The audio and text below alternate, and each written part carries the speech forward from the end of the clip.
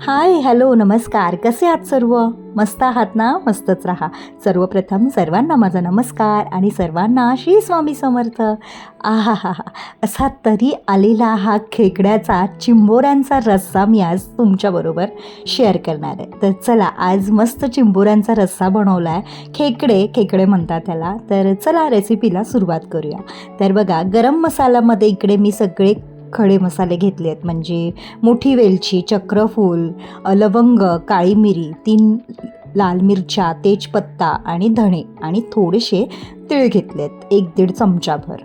नंतर इकडे आपल्याला हा मसाला काढायचा आहे, म्हणजे खोबरं, सुक्कं खोबरं, ओलं खोबरं, आलं, लसूण, मिरची, कोथिंबीर, कांदा आणि 1 टोमॅटो.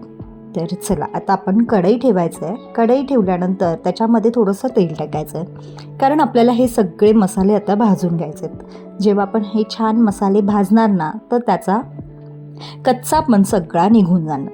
म्हणून आपण हे मसाले सगळं व्यवस्थित भाजून घ्यायचे आहेत. तर पहिलं म्हणजे मी हे खडे मसाले भाजून घेते. तर त्यामध्ये मी तुम्हाला सांगितलं ना, तेजपत्ता, लाल मिरची, छोटी वेलची, मोठी वेलची, काळी मिरी, लवंग, चक्रफूल आणि तेजपत्ता आणि थोडेसे तीळ आणि धणे हे टाकून आपण ह्याला पण छान खरपूस इथे भाजून घेऊया. हे खरपूस भाजल्यानंतर आपल्याला ह्याच्यामध्ये ओलं खोबरे टाकून घ्यायचं आहे. ते पण व्यवस्थित थोडंसं लाल रंग चेंज होईपर्यंत आपण ह्याला पण भाजून घेऊया.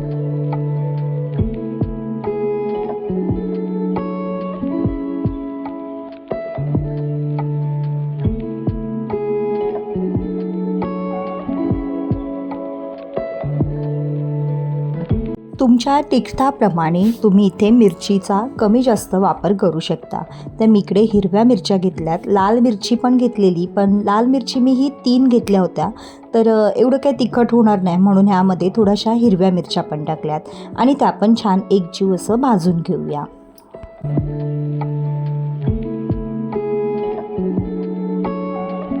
चला, तर आपण गरम मसाला आणि खोबरं, हिरवी मिरची हे छान आता एकजीव भाजून घेतलेलं आहे. बघा, खोबरं भाजायला थोडा वेळ लागतो, म्हणून आपण पहिला खोबरं भाजून घ्यायचं. त्याच्यामध्ये सुकं आणि ओलं हे दोन्ही खोबरं मी घेतलेत. तुम्हाला जर फक्त ओलं खोबरं घ्यायचं असेल तर तुम्ही ओलंही घेऊ शकता. सुक्याचा वापर करायचा असेल तर सुक्याचा पण वापर करू शकता. बरं, आता मी कांदा टाकल्यात. तर कांदे छान मोठे मोठे 2 घेतलेले. तर आपल्या ना रस्स्यानुसार आपण मसाला काढत असतो. तर तुमचा रस्सा बघा कमी जास्त कसा आहे, त्या हिशोबाने तुम्ही हा मसाल्याचा अंदाज घेऊन एक मसाला काढून घ्या आणि व्यवस्थित असा भाजून घ्या. चला, तर आता 1 टोमॅटो जो मी घेतला होता तो अगदी ऑप्शनल आहे. जर तुम्हाला वरती फोडणीला टाकायचं असेल तरीही तुम्ही टाकू शकता, पण मी मसाल्याबरोबरच छान त्याला भाजून घेतलं आहे. तर तो छान मऊ होतो आणि त्या मसाल्याला एक वेगळं चव येते टोमॅटो टाकल्यामुळे. बरं, इथेत ना हिरव्या कोथिंबिरीची भरपूर साऱ्या काड्या होत्या, ज्या कांड्या असतात ना कोथिंबऱ्याच्या, त्या मी टाकून घेतल्यात आणि त्या पण छान भाजून हा मिक्सरमध्ये आता आपल्याला वाटून घ्यायचा आहे. पहिला थंड करायचं आणि मग मिक्सरमध्ये वाटून घ्यायचा. मिक्सरमध्ये अगदी आपला हा बारीक वाटून घ्यायचा. चला, तर आता आपण फोडणीला तयारी करूया. तर एका टोपामध्ये मी थोडंसं तरी इतपत असं तेल थोडंसं जास्त घेतलं आहे, कारण की ह्या अशा रश्श्याच्या भाज्या असतात ना, त्यांना थोडंसं तेल जरा व्यवस्थित टाकलात ना, तर त्याला छान व्यवस्थित तरी येते आणि ते खायला बघायला पण खूप छान वाटतं.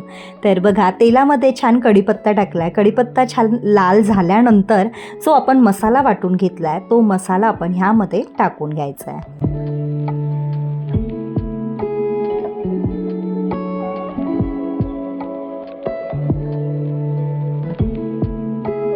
बघा, इथे आपला मसाला टाकून झालेला आहे. थोडंसं मी भाजून घेतलं, त्याला एकजीव करून घेतलं आणि आता त्यामध्ये आपण सुके मसाले सगळे टाकायचे. तर मी पहिलं म्हणजे हळद टाकली, नंतर धना जिरा पावडर 1.5 चमचा सगळं टाकायचं आहे. हळद 1 चमचा टाकलात तरी चालेल. 1.5 चमचा मी धना पावडर टाकली आहे आणि 1.5 चमचा किंवा 1 चमचा आपल्याला जिरं पावडर टाकायची आहे. नंतर लाल तिखट टाकायचं आहे. लाल तिखट म्हणजे काश्मीरी लाल तिखट आहे, कारण आपण मसाल्यामध्ये हिरव्या मिरच्या आणि लाल मिरच्या ह्या दोन्ही टाकल्या आहेत.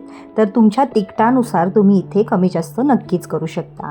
तर बघितलात ना, तर किती छान मसाला आत्ताच तो भाजायच्या अगोदर दिसतोय. तर आपण आता ह्याला अगदी तेल वरती येईपर्यंत ह्याला आता आपण भाजून घ्यायचं आहे.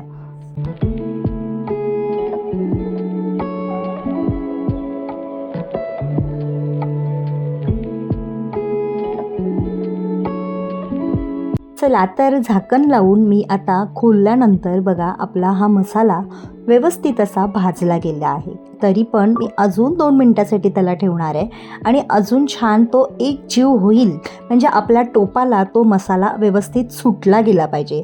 तेव्हा आपण समजायचं की हा मसाला आपला हा भाजला गेला आहे. तर बघू शकताय मी तरी पण त्याला व्यवस्थित छान मिक्स करून घेते आहे, कारण की बघा इथे मसाला आपला मेन आहे. जेव्हा आपण हा मसाला व्यवस्थित भाजणार किंवा जो मसाल्याची क्वांटिटी आपण कमी जास्त काय कसं घेतोय त्याच्यावर सगळं हे अवलंबून आहे. चला ह्या ठिकाणी आता मी आपल्या चवीनुसार इथे मीठ टाकून घेते आहे मसाला आपला शिजल्यानंतर. तर मसाला शिजला इकडे आणि मीठ टाकून घेतलं आहे. आता परत एकदा त्याला व्यवस्थित मिक्स करून घ्यायचं आहे.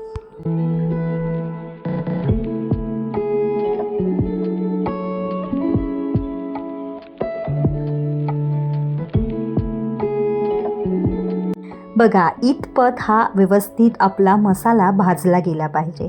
तुम्हाला दिसतच असेल ना की व्यवस्थित आपला हा मसाला छान भाजला गेला आहे. तर आता ह्याच्यामध्ये हे आंगडे आहेत ना आपण हे सोडून द्यायचे आहेत आणि त्याला पण मसाला लागेपर्यंत एक जीव छान मिक्स करून घ्यायचं.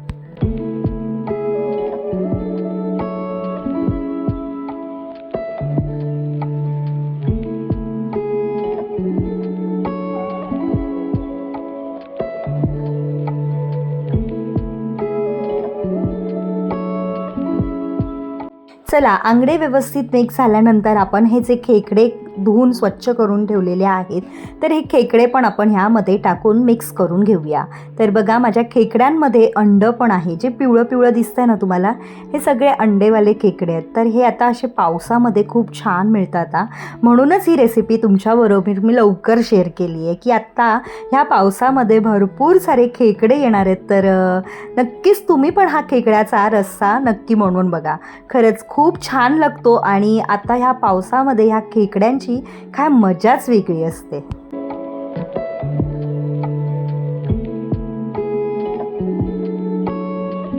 चला त्याला आता 2 मिनटासाठी मी झाकून ठेवलं आहे. तर आता हे छोटे छोटे पाय जे आहेत ना खेकड्यांचे, त्याला आपल्याला आता एकदम मिक्सरमध्ये बारीक पेस्ट करून ह्याचा आपल्याला रस काढून घ्यायचा आहे.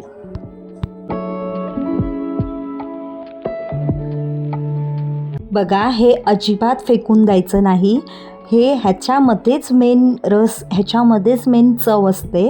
तर हे जे आपण मिक्सरला टाकायचं, पाणी टाकून ह्याला छान बारीक वाटून घ्यायचं आणि हे असं चाळणीवर ठेवून आहे ना ह्याचा सगळा रस असा आपण काढून घ्यायचा आहे. जसं आपण खोबरं सोलकढी करताना कसं करतो खोबऱ्याला, तसंच सेम प्रोसिजर आहे ह्याची. तर असं करून करून आहे ना आपण जोपर्यंत ह्याचा आपल्याला असं दिसत नाही आहे की ह्याचा सफेद चोथा आलेला आहे, रंग सफेद आलेला आहे. बघा तुम्ही मगाचा रंग बघा आणि आत्ताचा रंग बघा, आहे की नाही फरक. तर बघा इथे मी ह्या पद्धतीने ह्याचा रस काढून घेतलेला आहे. एका साईडला मी गरम पाणी करायला ठेवलं आहे. तर आपल्याला आता हे छान खेकडा आणि ते आंगडे बघा ह्यांनी पण आपला कलर बदललेला आहे, तर लाल होतात हे मस्त.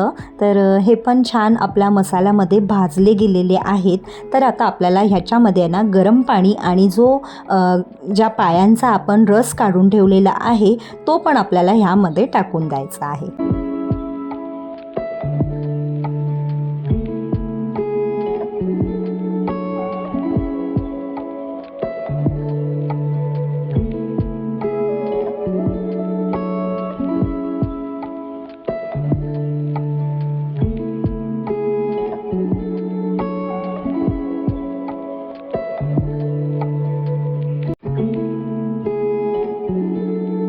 बघा ह्यामध्ये मी माझ्या अंदाजाप्रमाणे पाणी टाकलेलं आहे. तर आपण आता ह्याला छान एक उकळी काढूया.